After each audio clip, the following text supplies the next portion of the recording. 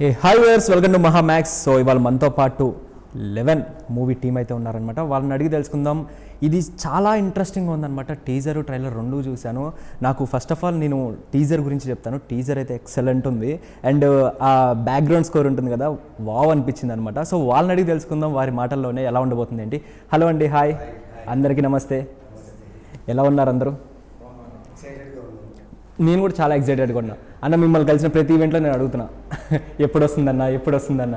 ఎందుకంటే first of all నాకు టీజర్లో 1, 2, 3, 4 ఆ చిటికలేస్తూ ఆ సౌండ్ వస్తుంది కదా, చాలా బాగుంది అది. So first director captain of the ship నుంచి స్టార్ట్ చేద్దాం. Hello sir. హలో సార్, ఈ 11 తీసుకురావడానికి అసలు ఈ స్టోరీ రాయడానికి మెయిన్ రీజన్ ఏంటి? నాకు బేసిక్గా థ్రిల్లర్ నాకు చాలా ఇష్టం. ఓకే, నేను ఒక థ్రిల్లర్ ఫ్యాన్ నేను.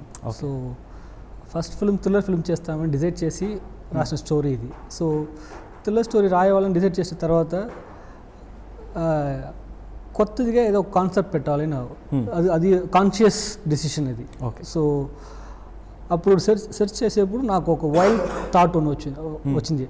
సో వైల్డ్ థాట్ని స్క్రిప్ట్గా కన్వర్ట్ చేసి రాసిన తర్వాత నేను చదివి నాకు కన్విన్స్ అయిన తర్వాతనే ఓకే దీన్ని ఫస్ట్ స్క్రిప్ట్గా పిచ్ చేస్తామని ఒక డిసిషన్ తీశాను. సో ఆ వైల్డ్ థాటే 11. సో మీ అది వైల్డ్ థాట్ని మీ సినిమాలని చూడాలి. అమ్మో, మీ థాట్ మామూలుగా లేదు సార్. అదే చాలా బాగా నేర్చుకున్నారు. Wow, super.